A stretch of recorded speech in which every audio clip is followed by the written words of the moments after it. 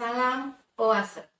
Bertemu lagi dengan saya Dr. Elsa dalam rangkaian obrolan kita tentang bahasa Tansi. Seperti sesi sebelumnya, saya sudah ditemani oleh putri sulung saya untuk ngobrol bareng tentang bahasa Tansi. Salam Oase, Nafila. Salam Oase juga, benar. Baik, saya sekarang mempersilahkan Nafila untuk memulai obrolan kita tentang bahasa Tansi. Silakan Nafila. Ya, melanjutkan sesi yang kemarin, kakak mau bertanya, asal muasal bahasa Tansi ini disebut Tansi, itu bagaimana ceritanya, Mbak? Baik Kak, ini kan kemarin kita terputus di sana ya Kak, Iya. ya? Kemarin diskusi kita tentang asal nama bahasa Tansi itu apa. Nah kalau kakak melihat buku, kita berpatokan ke buku Bunda aja ya, biar kita enak diskusinya atau ngobrolnya. Di sana ada Bunda jelaskan bahwa bahasa Tansi ini menurut kakek Bunda yang kami menyebutnya gae, itu bahasa Tansi loh Kak, gae itu sebenarnya. Kata gae Bunda, Tansi itu merupakan tempat buruh tambang nginep. Nah, nginep ini itu juga bahasa Tansi. Nginep itu berarti mereka tinggal di sana melakukan aktivitas mereka setelah dari tambang di Tansi-Tansi tersebut. Nah itu Tansi. Nah kemudian ada juga yang mengatakan bahwa Tansi itu merupakan singkatan dari tahanan besi. Nah mengapa dikatakan tahanan besi? Karena sebagian besar buruh tambang yang ada di Sawalunto itu diberi rantai kaki dan tangannya, makanya ada juga yang menyebutnya kemudian orang rantai di sana. Jadi bukan rantai ya di bahasa Tansi, tapi rantai ya, rantai. Nah itu asal muasal penggunaan bahasa Tansi. Dan ada juga yang mengatakan Tangsi. Nah ini kan pengucapan orang Minang. Namun Bunda lebih memilih Tansi juga melalui diskusi Bunda dengan promotor Bunda memilih kata Tansi untuk menyebutkan bahasa yang Bunda temukan di Sawalunto ini Kak, gitu. Jadi apa, Tansi ini banyak ya artinya sebenarnya? Ya banyak. Nah yang mengatakan Tansi itu tahanan besi itu salah seorang informan Bunda, yaitu Pak Jenaya almarhum. Beliau itu meninggal 2 tahun setelah Bunda penelitian. Nah Pak Jenaya inilah yang mengatakan bahwa Tansi itu merupakan singkatan dari tahanan besi gitu. Nah bahasa Tansi ini kan campuran beberapa bahasa ya kan Bun? Betul. Nah, campuran bahasa ini ada nggak hubungannya dengan kehidupan sosial di Sawalunto itu sendiri? Ada sekali Kak, betul. Ini Kakak bisa lihat di buku Bunda itu halaman 80 ya. Nah ini kan ada seperti ini Kak. Nah ini Bunda buat skemanya di sini. Skemanya. Nah ini skema ini menunjukkan bahwa ada bahasa Belanda di sana, ada bahasa Melayu, bahasa Minangkabau, bahasa Jawa, bahasa Batak, kemudian bahasa Bugis, bahasa Bali, bahasa Madura yang bercampur dalam bahasa Tansi tersebut. Nah, struktur sosial ini yang kemudian mempengaruhi terbentuknya bahasa Tansi. Mengapa ada struktur sosial? Karena orang Belanda untuk bisa menyampaikan perintahnya, apa yang diinginkannya kepada buruh tambang itu melalui orang-orang mestizos atau orang-orang pribumi. Yang mestizos ini orang-orang pribumi yang menikah dengan orang-orang Indo-Eropa gitu. Jadi yang menerjemahkan ya. Betul, yang menerjemahkan. Nah, ini ada yang menarik Kak dari apa yang mereka terjemahkan itu. Contoh itu di kamus, mungkin nanti bisa Kak. Itu ada kata laut Kak. Laut. Nah, laut itu dalam bahasa Tansi maknanya adalah keluar yang arti singkatnya ya, tetapi latar belakang munculnya kata tersebut itu dari dua kata, lah atau lah dan out ya, out dalam bahasa Belanda kan out ya. Nah, itu lah itu bahasa Minangkabau, lah selesai, sudah ya, betul. Kemudian out, keluar, artinya orang-orang yang dalam tambang diserukan oleh mandor-mandor mereka yang itu biasanya mandor di sana itu orang-orang Batak dan orang-orang Minangkabau. Nah, itu lah berarti sudah selesai, keluar dari tambang. Nah, itu untuk waktu istirahat mereka. Nah, waktu istirahat itu mereka diberi makanan oleh perusahaan tambang, itu berupa lepek-lepek namanya. Nanti ada, nanti bisa kita diskusikan juga mungkin kalau ada waktu. Kemudian wedang. Nah, wedang itu biasanya yang diberi teh tanpa gula, atau biasanya juga ini Kak, dari rebusan daun kopi, minumannya tadi gitu. Nah, itu di sana dikenal dengan kopi kawah wedangnya itu. Jadi ada teh tanpa gula atau dari rebusan daun kopi, pucuk daun kopi ya. Itu tadi yang Bunda katakan, bahwa balik ke tadi ada struktur sosial, ada Kak. Jadi ada tingkatan dari bahasa Belanda, kemudian diterjemahkan oleh orang-orang sana, kemudian ada perubahan seperti kata laut tadi kan, ada out, ada lah, ada bergabung jadinya ya. Jadi kata laut keluar. Arti misalnya dari yang lah dan out, dari laut itu nggak jauh dari pengucapan orang yang menerjemahkan ya. Iya, orang tempatan, bukan lagi dari bahasa asli kan. Iya. Nah, itu jadi walaupun pada awalnya mungkin bahasa Belanda dianggap bahasa tinggi, tetapi kemudian masuk dalam bahasa Tansi, dia berada pada posisi bahasa yang sama gitu, tidak ada tingkatan lagi gitu.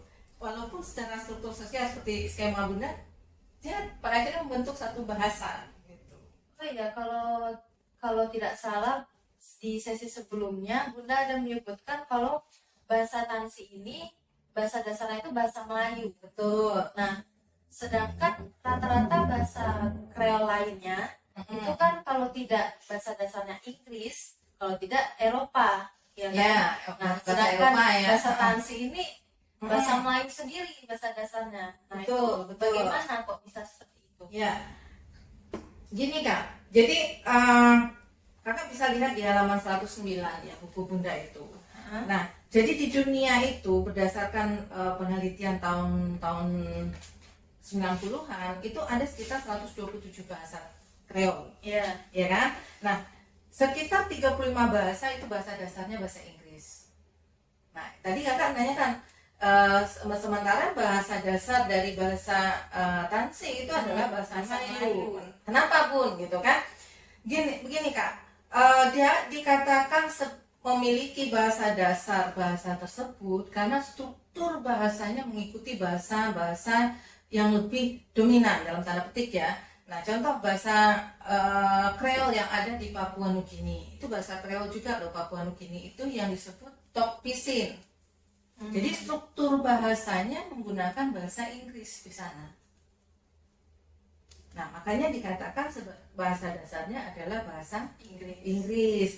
Nah, sementara untuk bahasa-bahasa di Nusantara itu menggunakan bahasa Melayu. Mengapa bahasa Melayu yang digunakan? Karena bahasa Melayu termasuk ke dalam lingua franca.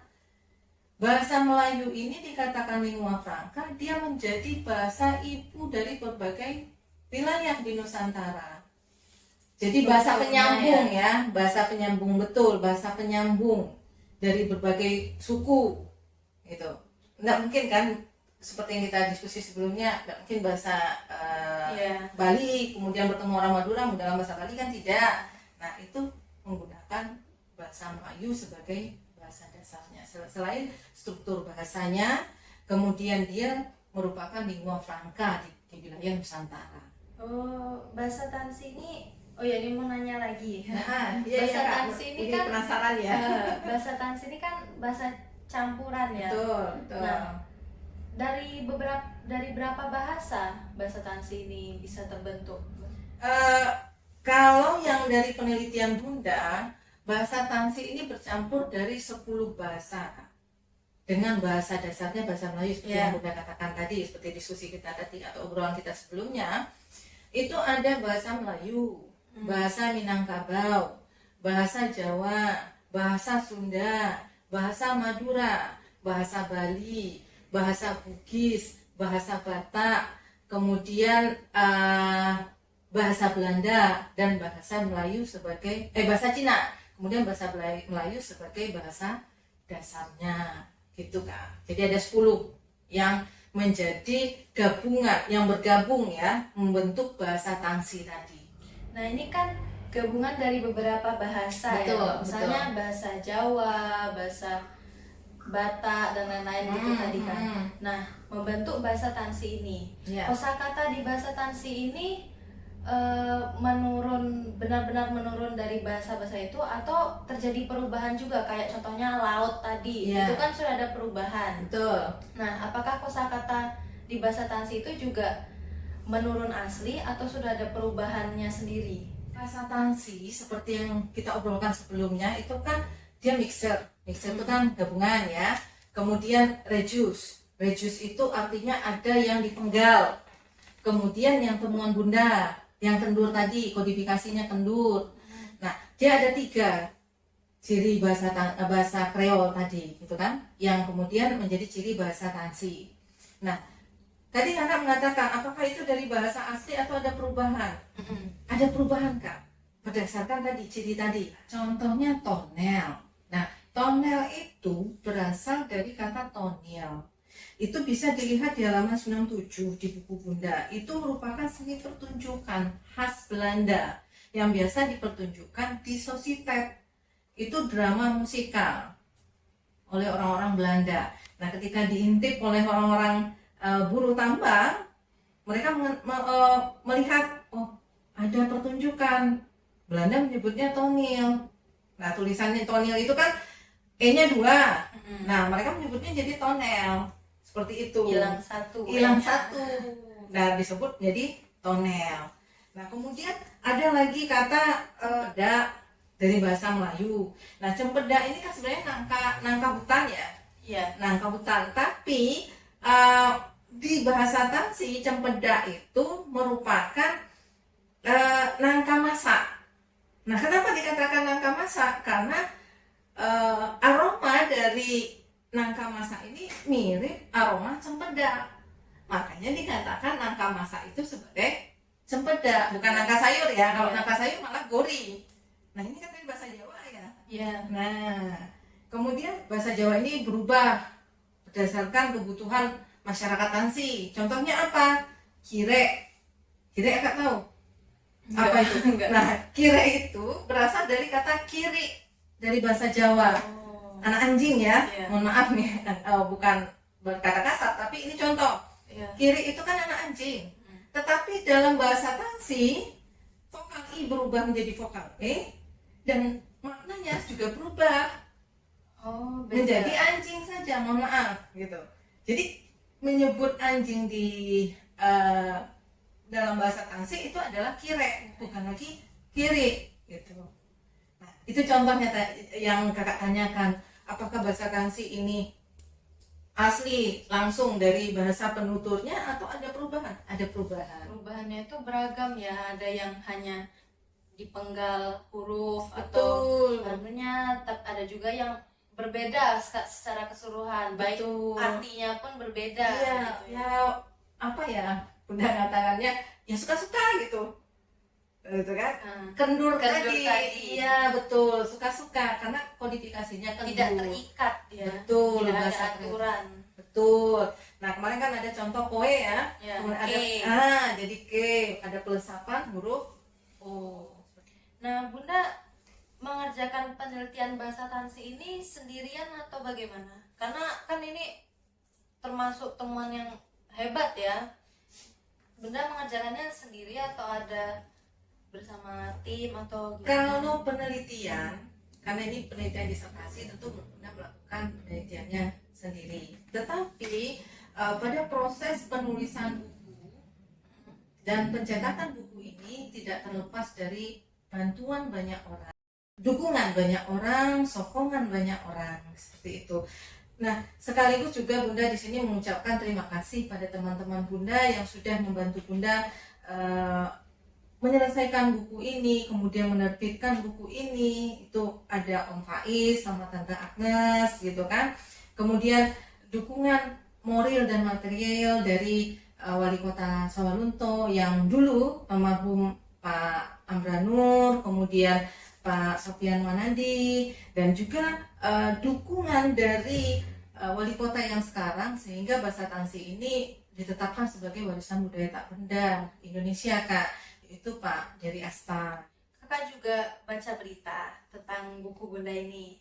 Nah, apa buku Bunda ini mendapat penghargaan? Ya tadi yang Bunda sebut warisan budaya tak benda. Ya. Nah, itu bagaimana ceritanya sampai bisa mendapat penghargaan seperti itu? Nah, ini kan prosesnya panjang ya Kak. Iya.